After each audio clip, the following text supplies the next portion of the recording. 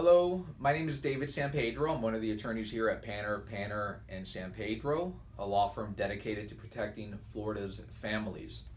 During one of the last segments, we talked about the different types of insurance that apply when you're involved in an automobile accident, and we spent a considerable amount of time talking about personal injury protection and property damage insurance, which is the insurance that is required by the state of Florida.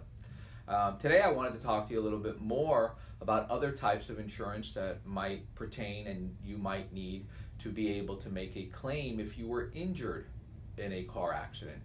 The first type of insurance I want to talk to you about is bodily injury liability.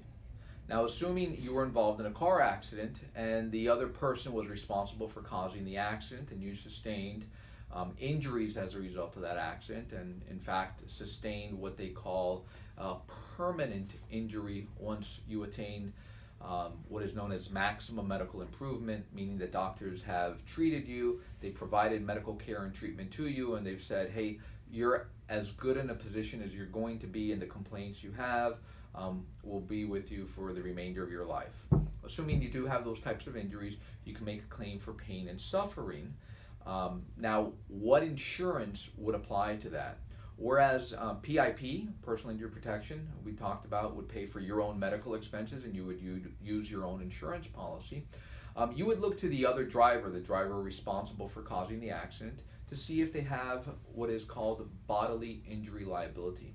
Now, unfortunately, contrary to personal injury protection and property damage insurance, bodily injury coverage is not required in the state of Florida. The legislature does not mandate bodily injury coverage, and Florida is one of the few states that doesn't require that type of coverage. So you would need to look into and find out what insurance company, but in addition to the company, what type of insurance coverage the at-fault driver has, so you would be able to make a claim for your injuries, for your pain and suffering associated with the car accident through the other driver's bodily injury coverage. Now, if the other driver doesn't have bodily injury coverage, you can protect yourself by purchasing uninsured motorist coverage, or sometimes it's called underinsured motorist coverage, depending on the situation. Now, obviously, you would need to have this insurance in place at the time that the accident occurred. But what does is that it provides coverage to you under your own policy of insurance if you decided to purchase this coverage, if the other driver either has no bodily injury coverage or an insufficient amount of bodily injury liability coverage for the type of injuries that you sustained. So, a word of advice: if you can, try to speak to your insurance agent and inquire into purchasing uninsured motorist coverage. It will protect you, protect your family, and all of the occupants in your car. It is the best type of coverage to have to make sure that you are protected. Thank you.